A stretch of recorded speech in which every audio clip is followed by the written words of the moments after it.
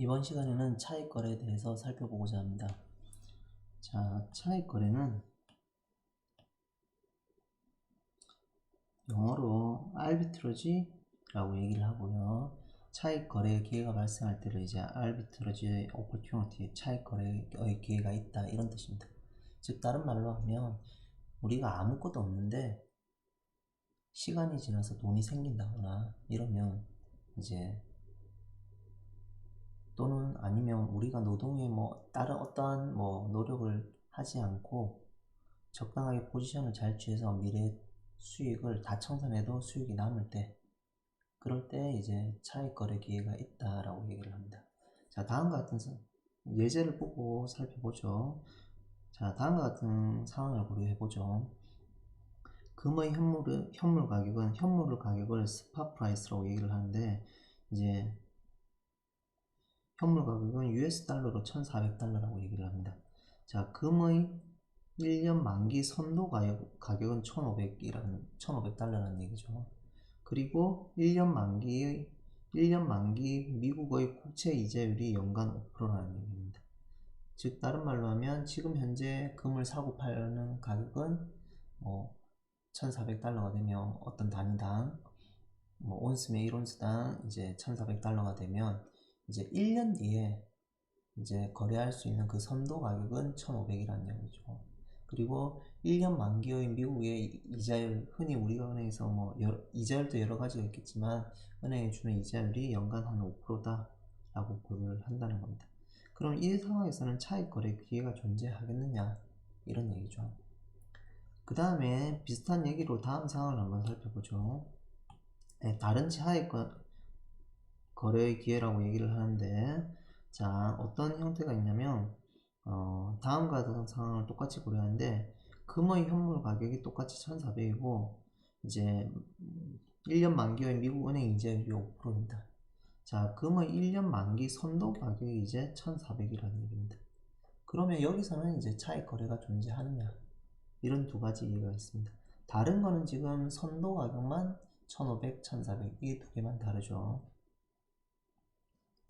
자, 그러면 어떻게 하면 우리가 차익 거래를 만들 수 있느냐? 이제 차익 거래가 발생하니까 이러한 예제를 우리가 가지고 오겠죠. 자, 어떻게 하냐면 다른 색으로 보죠. 여러분이 돈이 예를 들면 1,400불을 빌렸다고 봐요. 빌렸으면 나중에 갚아야 되겠죠. 자, 갚을 때 어떻게 갚습니까? 그러면 내가 1,400달러를 빌렸다라는 얘기입니다. 마이너스를 취한 거죠. 자, 돈을 빌렸으니까 1년 뒤에는 얼마 갚아야 되나요? 이자율이 5%를 했으니까 70달러를 추가해서 갚아야 되니까 마이너스 70을 더해야 되겠죠. 그래서 총 토탈 내가 갚아야 되는 양이 1,470이 됩니다. 자, 그러면 어떻게 되냐면 1,400을 빌렸으니까 이만큼 갚아야 되는데 내가 그럼 빌리면 돈이 1,400 있겠죠. 이걸로 뭘 하냐면 현재 금 가격이 1,400이니까 금을 하나 산 겁니다. 이론스다. 그러면 금을 샀으니까 금을 사고 그 다음에 어떻게 하냐면 이 선물 거래 선도 계약에 숏 포지션을 취하는 겁니다. 즉 매도한 겁니다.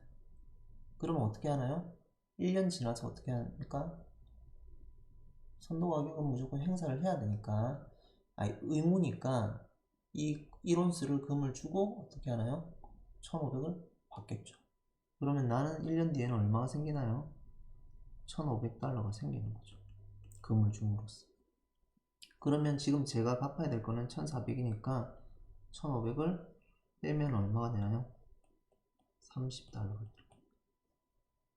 자, 이렇게 되면 우리가 위험 없이 이제 30달러의 이득을 얻을 수 있다라는 얘기입니다. 자, 두 번째로 똑같이 보죠. 이때는 다른 거는 이제 선도 가격이 1,400이니까 똑같이 저렇게 앞에서 하면 1,470을 갚아야 되는데 여기서는 생기는 게 1,400밖에 안 생기니까 그러면 마이너스 70이 되니까 이때는 득이 되지 않겠죠. 그러면 반대의 고리를 생각하는 겁니다. 금을 빌리는 겁니다. 그리고 1년 뒤에 이 사람한테 금을 갚아주면 되겠죠. 금 1온스를 빌리면 내가 금 1온스를 갚아주면 되겠죠. 마이너스 1온스를 금을 갚아주는 겁니다. 1년 뒤에. 자, 그렇게 되면 어떻게 되냐면 금을 하나 받았겠죠. 제가 없는 상태에서 금을 받아서 제가 시중에 금을 팝니다. 그러면 현물 가격이 1400이 했으니까 1400이 들어오겠죠. 이렇게 생길 겁니다. 그러면 이게 시간이 지나면 어떻게 되나요? 이자가 붙겠죠. 70불. 그래서 총 1470이 생기는 겁니다. 1470이 생기고 그 다음에 이 선도 계약을 어떻게 취하나요? 롱 포지션 취하죠. 왜냐면 금을 갚아줘야 되니까 롱 포지션을 취하는 겁니다. 즉 매수하는 겁니다. 처음부터. 그럼 매수를 하면 어떻게 되냐면 물론 그런 상품을 만들면은 수수료를 받고 이렇게 하겠죠. 근데 그런 게 이제 지금 현재는 고려를 안 하고 생각을 하자는 겁니다. 그 수수료는 나중에 그만큼 쉬프트를 시켜주면 되니까 이제 그런 거는 생각하지 말고 우선은 저희가 매수를 했으니까 선도 계약을 매수를 했으니까 1400을 주고 어떻게 하나요? 금을 하나 받겠죠. 그러면 1400이 마이너스가 생기면 얼마 되나요? 70불이 남고 금이 1온수가 생기겠죠. 근데 우리가 갚아야 되는 게 1온수니까 지금 마이너스 1온수를 구해서 이 두 개는 상쇄가 될 겁니다. 그러면 어떻게 되나요? 저희가 70불의 이득이 생기는 겁니다. 그러면 결국은 선도 가격이 1500이면 반대 포지션을 취해서 우리가 30 생기고 1400이면 70불이 반대 그거하고 정반대 상황을 고려해서 이제 70불이 생기고 이렇게 왔다 갔다 되는 거죠. 그럼 그 사이에서 이제 1500이 되었다가 1400으로 떨어졌다가 계속 왔다 갔다 하면서 그 사이를 잡아가겠죠. 그러면 실제적으로 이 선도 계약의 이 선도 가격은 어떻게 되느냐? 계속 떨어지고 올라가고 이러니까 선도 가격은 결국은 선도 가격은 F는 현물 가격의 어떤 형태인데 현물 가격의 이자를 만큼 증가하는 형태입니다. 자, T는 뭐냐면은 만기가 T년이라는 얘기입니다. 선도 계약의 만기가 T년인 그런 상품에서는 이제 이 선도 가격은 이 지금 현재 현물 가격의 이자일 만큼 증가하는 형태이다. 그거보다 더 크면 저희가 첫 번째 경우에서 형태로 포지션을 취해서 즉 뭘 하나요? 돈을 빌려서 이제 다시 선도를 매입한 상태에서 돈을 빌려서 이제 현물을 취하고 그 상황에서 선도가 매도를 하니까 현물을 매도하면서 만기일에 돈을 받겠죠. 그래서 우리가 빌린 돈을 청산하는 구조고 이 S 곱하기 1 플러스 R의 T 쓰는 거보다 만약에 F가 더 작으면 어떻게 되나요?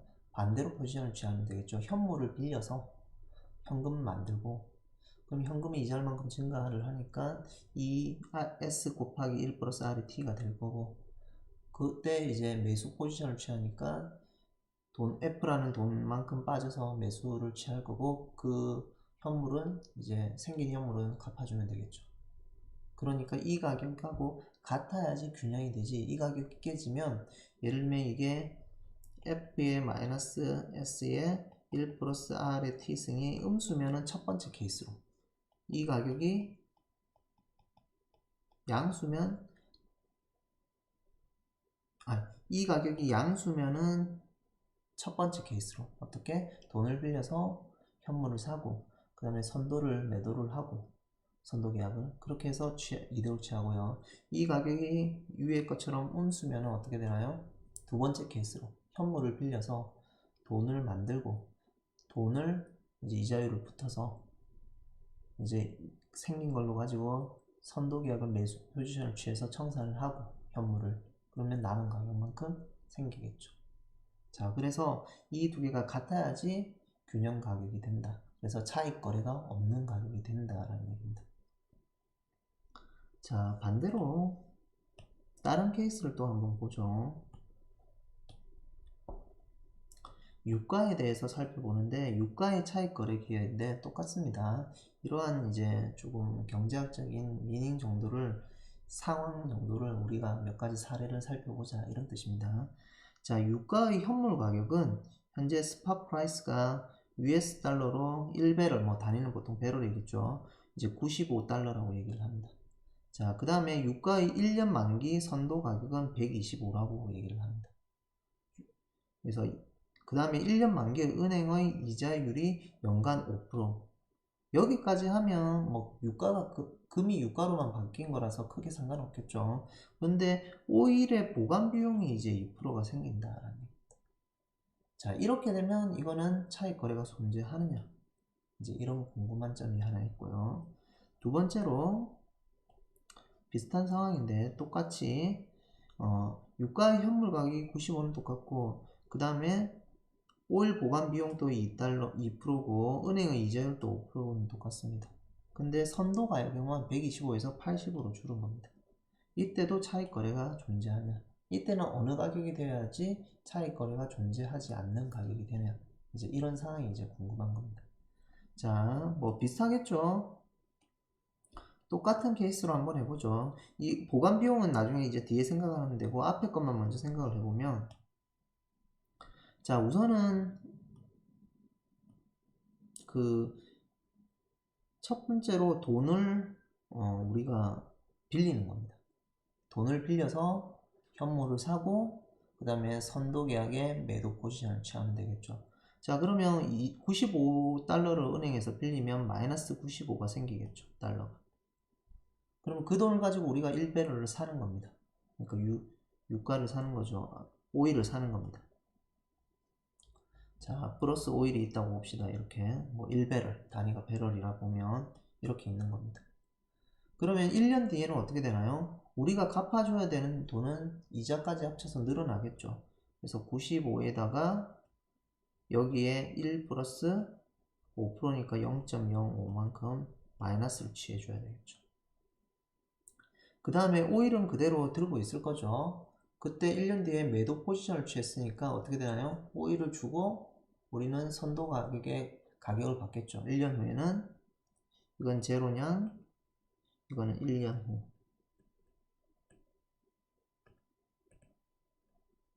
자, 1년 후에는 그러면 오일이 없어지고 돈을 얼마 받나요? 125를 받는 겁니다. 자, 이렇게 해서 빼면 아마 이 값보다 이 값이 클 건데, 제가 이 계산은 얼마인지 모르겠네요. 그냥 바로 할 수 있나요? 95고 5%면 0. 10%면 9.5죠. 5%면 4.75가 되겠네. 그러면 더하면 99.75가 있네요. 그럼 125에서 95.75를 빼면은 얼마인가요? 25.75의 금액이 우리가 생기는 겁니다. 그러면 없는 상태에서 그 포지션을 취하면 이제 우리가 득이 되는 거죠. 물론 차익 거래가 생기는 거죠. 물론 저 유가, 선도 계약에 매도 포지션을 취한 저 비용도 들 건데, 이제 그거는 그만큼 그 비용에 따라서 시프트를 시켜주면 되니까 그거는 나중에 고려를 하자라는 겁니다. 자, 근데 이만큼 되는데 이제 여기서 고려 안 한 게 뭔가요? 오일 보관 비용이죠. 오일 보관 비용은 어디서 생기나요? 오일을 들고 있는 사람한테서 생기겠죠. 그러면 오일을 우리가 돈을 빌려서 오일을 샀으니까 이 경우에서 여기서 얼마가 생기나요? 2%의 수수료가 생기는 겁니다. 그러면 오일을 들고 있으니까 이걸 어딘가에 저장해 놓겠죠. 들고 있을 수는 없는 거니까, 내가 하루 종일 들고 다닐 수는 없는 거니까 어떤 저장 용기에 빌려서 저장을 하면서 비용을 댄다는 거죠. 그러면 95니까 2%를 든다는 얘기는 얼마인가요? 1.9달러가 필요하다라는 거죠. 그럼 1.9달러만큼 마이너스가 되겠죠. 자, 1.9달러만큼 마이너스가 되니까 여기 비용에서 똑같이 마이너스 1.9가 생기겠죠. 그래서 총 궁극적으로는 23.85달러라는 이득이 생기는 거죠. 자, 그 다음에 두 번째로 보죠. 똑같습니다. 자, 이제 이거는 이제 선도 가격이 너무 낮아지니까 어떻게 하냐면 현물을 빌리는 거죠. 그러니까 1배럴을 빌리는 겁니다. 오일을 빌려서 매도 포지션을 취하고 제가 그만큼 돈을 생기겠죠. 95달러가 생길 겁니다. 왜냐면 현재 가격이 95니까. 자, 이렇게 생길 거고, 자, 1년 뒤에는 그러면 어떻게 되나요? 돈은 95에다가 이자가 붙어서 또 생기니까 이자가 아까 얼마였죠? 4.75니까 99.75네요. 99.75가 생기는 거고, 이자가. 그 다음에 5일은 나중에 갚아야 되잖아요. 그러니까 선도 계약을 매수하면 되겠죠. 자, 매수하면 우선은 그거는 고려할 거고, 그러면 1년 뒤에 5일은 이렇게 생길 건데, 근데 5일은 또 어떻게 되나요? 매도를 했으면 비용이 발생하게, 매수를 했으면 그만큼 비용을 제하고 나와야 되잖아. 아까 얘처럼. 매도를 했으니까 그만큼 비용은 어떻게 되냐면 더 비용이 드니까 이 포지션에서는 더 이득이 생기는 구조가 되겠죠. 그래서 5일의 비용, 즉 1.9만큼 이득이 생기겠죠. 95만큼. 이렇게. 그래서 마지막에는 어떻게 되나요? 80을 주면서 5일을 바꿔서 이 포지션을 청산하겠죠. 그럼 여기서 80이 줄어드는 거니까 어떻게 되나요? 101.7에서 더하면 80이 줄어드는 21.7의 포지션이 된다. 그러면 125일 때는 첫 번째 포지션처럼 돈을 빌려서 5일을 사서 선도 계약을 매도 포지션을 취하면 이득이 생기고, 두 번째처럼 선도 가격이 낮아지면 어떻게 되냐면 현물을 빌려서 5일을 빌려서 돈으로 바꾸고 그 다음에 선도 계약을 매수를 통해서 이제 비용을 찾겠죠. 그렇게 하면 적정 가격은 그 사이에서 어떻게 이루어지겠죠. 그래서 보통 보면은 현물 가격에 1 플러스 R에 이자가 붙는 건 똑같은 구조인데 어떻게 되나요? 그 뒤에 얼마만큼이 더 필요하다라는 건가요? 선도계약은 저 보관 비용까지 더 추가를 해서 처리가 되어야 하겠다라는 겁니다. 그래서 여기서 보관 비용까지 같이 고려가 되어야 된다. 자, 뭐 이런 형태로 저희가 차익 거래가 생기지 않게끔 하는 저런 페어 프라이스는 얼마냐, 이런 게 우리가 관심이 있는 거죠. 자, 그 다음에 이제 지금까지는 선도 계약, 선물 계약을 살펴봤는데 옵션 계약을 살펴보죠. 옵션은 뭐냐면 크게 뭐 다양하게 있겠지만 굉장히 많은 옵션이 있습니다. 크게 간단한 거는 콜 옵션하고 풋 옵션이 있습니다. 자, 콜 옵션은 뭐냐면 콜 옵션의 소유자가 미래의 특정한 날에 특정한 가격으로 어떤 기초자산을 살 수 있는 권리입니다. 살 수 있는 권리는 있고 꼭 의무, 꼭 사야 되는 건 아니라는 거죠. 자, 풋옵션은 반대로 옵션의 소유자가 미래의 특정한 날에 특정한 가격으로 어떤 기초자산을 팔 수 있는 권리입니다. 이것도 마찬가지로 권리만 있고 의무는 없는 겁니다. 여기서 미래의 특정한 날을 뭐라고 하냐면 만기일이라고 얘기를 하고요. 특정한 가격을 뭐라고 하냐면 행사 가격, 스트라이크 프라이스라고 얘기를 합니다. 자, 그러면은 이제 여러 가지 형태가 있겠지만 좀 구조를 살펴보면 이제 그럼 콜옵션은 살 수 있는 권리, 풋옵션은 팔 수 있는 권리인데 여기에 또 유러피언하고 아메리칸이 붙어 있습니다.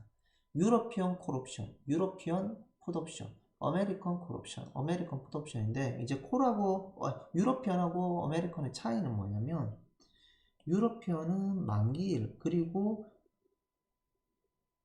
이 잘못 썼네요. 유러피언은 이건 아메리칸입니다. 이게 유러피언.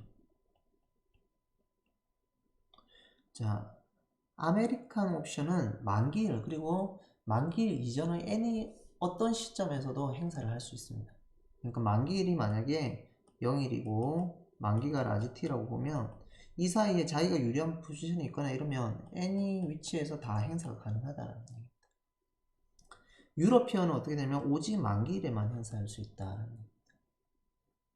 그러면 만기일에만 할 수 있으니까 상식적으로 보면 어떤 게 더 권리가 많나요? 꼭 할 필요는 없으니까 아메리칸이 더 권리가 많겠죠. 왜? 어떤 거? 아메리칸은 만기일 뿐만 아니라 그 사이 이전의 애니 시점에서도 자기가 행사를 할 수 있으니까 자기가 유리하면은 행사를 바로 하면 되겠죠. 그러면 그런 거는 유럽편이 가지지 못하는 권리겠죠. 불리하면 뭐 행사를 안 하면 되겠죠. 그래서 이러한 두 개의 차이에서 보면 가격이 비싼 거는 뭐가 비쌀까요? 당연히 아메리칸이 더 권리가 많으니까 더 비싸겠죠. 그래서 아메리칸 옵션의 가격하고 유러피언 옵션의 가격 두 개를 뺀 형태, 뺀 형태로 우리가 흔히 뭐라고 하냐면 이제 조기에 그 뺀 형태는 어디서 오나요? 조기에 행사할 수 있는 권리가 더 많아지는 거잖아요. 그래서 조기 행사 프리미엄이라고 얘기를 합니다. Early Exercise Premium. 그래서 조기 행사 프리미엄이다. 뭐가? 아메리칸 가격이랑 아메리칸 옵션의 가격이랑 유로피언 옵션의 가격의 차가 조기 행사 프리미엄이다.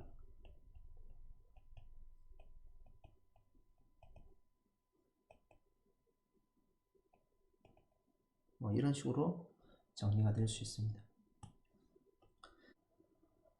자, 그 다음에 옵션하고 선물 선도 계약 또는 선물 계약하고 차이는 뭐냐?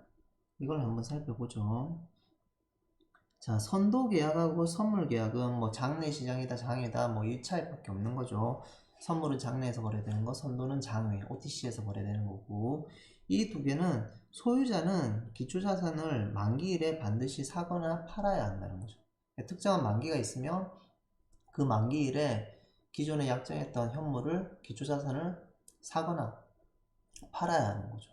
네, 롱 포지션 취한 사람은 사야 되고 숏 포지션 취한 사람은 팔아야 되는 거죠. 자, 그에 반해서 이제 옵션 계약은 만기일 또는 만기일 이전에 그 약정된 그 옵션의 그 형태에 따라서 그 행사할 수 있는 그 기간에 기초자산을 사거나 팔 수 있는 권리를 가지는 겁니다. 그러니까 라이트만 가지고 오블리게이션 없는 거죠. 내가 유리하면 권리를 행사해서 이제 사거나 팔 거고 내가 불리하거나 할 필요가 없다 싶으면 권리를 포기하면 되겠죠. 그래서 권리를 행사하지 않는 경우죠. 그러니까 선도 계약이랑 선물 계약은 만기일에 반드시 이행을 해야 되는 거고 옵션 계약은 나의 유리한 상황에 따라서 하든지 말든지 그 선택의 폭이 있는 거고 뭐 이 정도의 차이가 있을 수 있습니다. 자, 그 다음에 조금 전에 봤듯이 이제 선도 계약 또는 선물 계약에서는 우리가 만기일에 수익 감소가 어떻게 되나요? 롱 포지션만 얘기를 하죠. 롱 포지션에서 어떤 포지션이 있으면 F가 이 현물의 가격이 이 선도 가격에 어떤 처음에 약정된 가격이 있겠죠. 이 가격에 뭐 이런 형태가 될 겁니다. 왜냐면 반드시 이 가격에 행사를 해야 되니까 이 가격에 그 사거나 팔아야 되니까 롱 포지션 취한 사람은 실제적으로 마켓에서 요 주어진 요 딜리버리 프라이스 K라고 하죠. 요 K보다 커지면은 당연히 나는 K에 살 수 있으니까 그만큼 이득이겠죠. 만약에 K보다 100만원이 더 비싸면 우리는 K로 사니까 100만 시중에 바로 100만원 이득 되게끔 우리가 얻을 수가 있겠죠. 자, 그 다음에 떨어지면 어떻게 되나요? 당연히 K보다 적게 살 수 있는데 K에 나는 주고 사야 되니까 그만큼 손해를 받겠죠. 그래서 이러한 형태의 수익 감소가 생기고요. 매수자 입장이죠. 겁니다. 매도자 입장은 그러면 반대로 어떻게 되나요? 반대 포지션이 되겠죠. 매도자는. 그래서 음수는 볼 필요가 없겠죠. 우리가 양수 포지션에서만 우리가 고려를 하면 될 겁니다. 그 다음에 반대로 옵션에서는 보죠. 옵션에서는 매수자 입장, 롱 포지션 입장에서 보면 자, 행사 가격이 K가 있으면 만기일의 수익 구조는 어떻게 되나요? K보다 크면은 행사를 하겠죠. 왜냐면 시장에서는 예를 들면 K보다 100만원이 비싼데 나는 K 주고 살 수 있는 권리가 있으니까 K에 주고 사서 시장에 팔면 100만원 이득이 생기겠죠. 200, K보다 223이 200만원 이득이 생기는 거고. 그래서 이 뒤로 Y 꼴 X축에 평행한 이런 리니어라는 형태가 될 거고요. K보다 작아지면 어떻게 되나요? 선도하고 선물은 반드시 해야, 아니, 거래를 반드시 해야 되니까 손실이 생기지만, K보다 작으면 어떻게 하나요? 시장에서 우리가 더 작은 가격으로 주고 사면 되잖아요. 그러면 그때는 행사를 하지 않겠죠. 그래서 그때는 행사를 하지 않으면 우리가 이런 형태를 갖겠죠. 그래서 실질적으로 만기에는 이런 형태의 수익 감소가 생기고요. 매수자 입장에서는 이러면 매도자 입장에서는 이런 형태의 수익 감소가 생기겠죠. 즉 다른 식으로 하면 이런 형태. 그래서 두 개를 매수자 롱 포지션하고 숏 포지션을 더하면 0이 되는 그런 제로섬 게임이 될 겁니다. 이상 여기까지 선도 선물 계약과 옵션 차익 거래에 대해서 살펴보았습니다.